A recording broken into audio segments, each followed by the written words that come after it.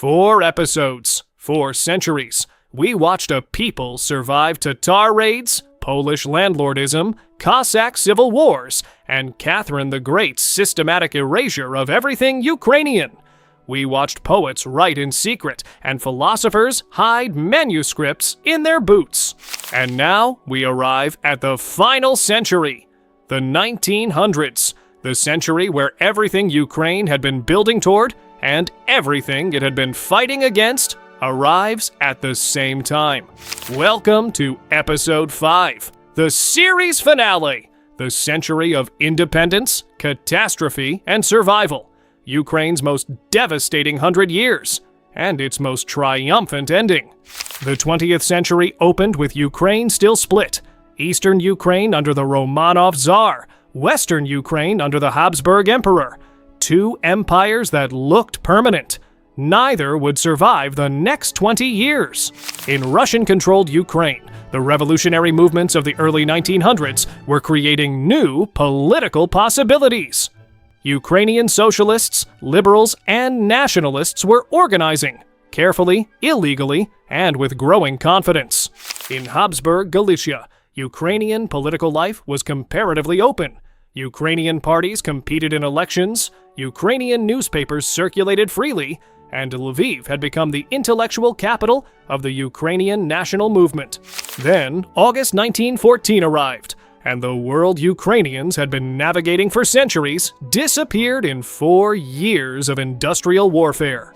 Ukrainian soldiers fought on both sides, hundreds of thousands in the Russian Imperial Army, tens of thousands in the Habsburg forces. Brother against brother, separated by an imperial border drawn a century earlier. The war was not theirs. The dying was. By 1917, the Russian Empire was collapsing under the weight of military disaster and internal revolution. The Tsar abdicated. The old order was gone. And in Kiev, Ukrainian political leaders looked at the chaos and saw an opportunity. In January 1918, the Ukrainian People's Republic declared full independence. For the first time since Khmelnytsky's Hetmanate, Ukraine was a state. 300 years of waiting, compressed into one declaration. The Ukrainian People's Republic faced impossible odds from its first day. It had no established army, no stable currency, no recognized borders, and enemies on every side. The Bolsheviks from the east, the White Army from the south, Polish forces from the west. It lasted 3 years. 3 chaotic, violent, magnificent years of Ukrainian statehood, with multiple governments, shifting alliances, and moments of genuine heroism. And then the Bolsheviks won. Ukraine became a Soviet republic. The window closed. The early Soviet period brought something unexpected, a brief cultural flowering called Ukrainization. The Bolsheviks, trying to win Ukrainian support, actually promoted Ukrainian language and culture in the 1920s. Writers, artists, and filmmakers produced extraordinary work. The Ukrainian literary movement of the 1920s, Motorostepot, sometimes called the Executed Renaissance, created some of the most innovative literature in Europe. The name tells you how it ended. And then Stalin arrived. Everything changed. In 1929, Stalin launched forced collectivization, seizing private farms and forcing peasants into collective agricultural units. Ukrainian farmers, who had the most productive land in the Soviet Union, resisted. Stalin's response was systematic and deliberate. Between 1932 and 1933, Soviet authorities extracted grain quotas from Ukraine at levels that made survival impossible. Brigades searched homes for hidden food. Anyone caught keeping grain was arrested. The borders of Ukraine were sealed. No one could leave to find food elsewhere. The result was the Holodomor, from Ukrainian words meaning death by hunger. Between 3 and 5 million Ukrainians died in less than 2 years. Entire villages were wiped out. The most fertile land on Earth became a graveyard. Whether the Holodomor constitutes genocide remains a subject of legal and political debate. What is not debated It was man-made. It was targeted at Ukraine specifically, and it was covered up by Soviet authorities for decades. The Ukrainian people know what happened. Ukraine had barely survived the Holodomor when the next catastrophe arrived.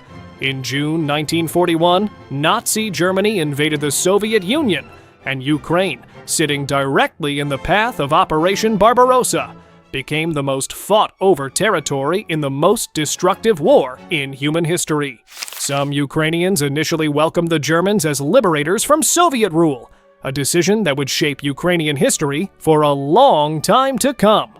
When the Nazis' intentions became clear, mass attacks on Jews, the enslavement of Slavic peoples, many joined the Soviet resistance. Ukraine's wartime experience is too complex to be captured in a simple narrative. The Holocaust in Ukraine reached catastrophic proportions. Ukraine was home to one of Europe's largest Jewish populations. Babi Yar, just outside Kiev, stands as one of history's most horrific memorials, serving as the final resting place for more than 33,000 Jews within 2 days. By the war's end, Ukraine had lost between 6 and 8 million people. Soldiers, Holocaust victims, famine survivors who didn't survive the war, civilians caught in the crossfire. No country in Europe proportionally lost more. The post-war Soviet decades brought reconstruction, industrialization, and a new generation of Ukrainians raised entirely within the Soviet system. But resistance never fully disappeared. The dissident movement of the 1960s and 70s, the Shishdeziatniki, or the 60s generation, produced writers, poets, and intellectuals who challenged Soviet rule and paid for it with prison, psychiatric hospitals, and exile. The pattern was 4 centuries old. The people doing it were new. And then, in April 1986, a reactor at the Chernobyl nuclear power plant exploded, releasing radiation across Europe and exposing not just a nuclear disaster, but the fundamental dishonesty of the Soviet system. Soviet authorities tried to cover it up, delaying evacuation, suppressing information, sending workers without adequate protection. The cover-up was exposed, and for many Ukrainians, Chernobyl became proof that Moscow would sacrifice Ukrainian lives to protect Soviet prestige. The Soviet Union was disintegrating. In August 1991, a failed coup attempt in Moscow accelerated the collapse, and on August 24, 1991, the Ukrainian parliament voted for independence. 90% of Ukrainians confirmed it in a referendum in December. After 70 years of Soviet rule, 2 world wars, the Holodomor, and 5 centuries of imperial domination, Ukraine was free. Not a Soviet republic, not Little Russia, not the wild fields. Ukraine. 5 episodes, 5 centuries, a land that every empire wanted, and no empire could permanently keep. The Tatars raided it, the Poles ruled it, the Russians renamed it, the Soviets starved it, and Ukraine is still here, still speaking its language, still singing its songs, still, after everything, itself.